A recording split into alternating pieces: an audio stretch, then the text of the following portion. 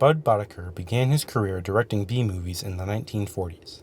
He got his big break directing the film The Bullfighter and the Lady for John Wayne's production company Batjack in 1951. After this, he signed a contract with Universal Pictures, where he specialized in directing westerns.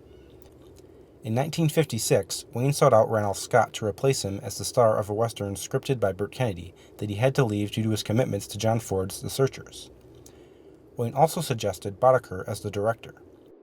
Boetticher immediately fell in love with the script, setting off a 4-film collaboration between he and Kennedy. These, along with 2 other films made with Scott, comprise the Renown cycle, named for Ranulph Scott and producer Harry Joe Brown. In 7 Men from Now, Scott's character, Ben Stride, is a former sheriff out to avenge the murder of his wife, killed during a bank robbery in the town of Silver Springs. On his journey to catch them, he meets pioneer John Greer, played by Walter Reed, and his wife Annie, played by Gail Russell, out on the prairie. After helping them get their wagon out of the mud, they begin traveling together and, on the way to the town of Flora Vista, meet up with Lee Marvin's Bill Masters, a former outlaw who wants the money from the holdup for himself. That means they're fixing to trade the gold across the border and ride away rich. That is, unless, of course, you catch up to them. And if I do? Then all that stands between me and $20,000 is you. Good night, Sheriff. Boetticher's films tend to place their upstanding heroes into morally compromising situations.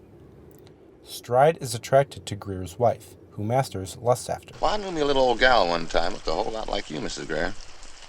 She's been married maybe 5, 6 years. Husband, he kind of short on spine. And one day, along come this big, good-looking gent and started warming up to her. First thing you know, why, this little old gal, she just upped it. Drink your coffee, Masters.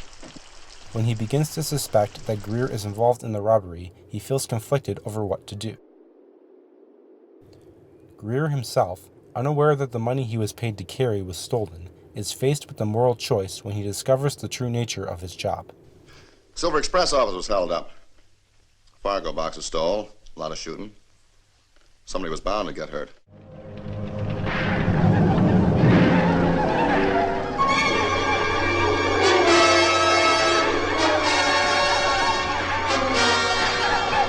You stay with the wagon, please.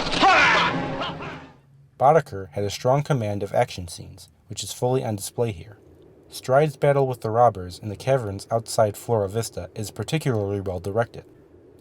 The film was shot in the Alabama hills of Lone Pine, California, a location Boetticher was fond of using, and cinematographer William H. Clothier captures it beautifully. The acting is solid all around, especially from Marvin, who practically oozes menace and masculine energy. Scott, a 30-year veteran of the genre, is also great as the weary Ben Stride. Gail Russell hadn't appeared in a movie for 5 years due to a bout with alcoholism. Boetticher was careful to make sure she didn't drink on set, and this film provided her career with a comeback. I'll remember that.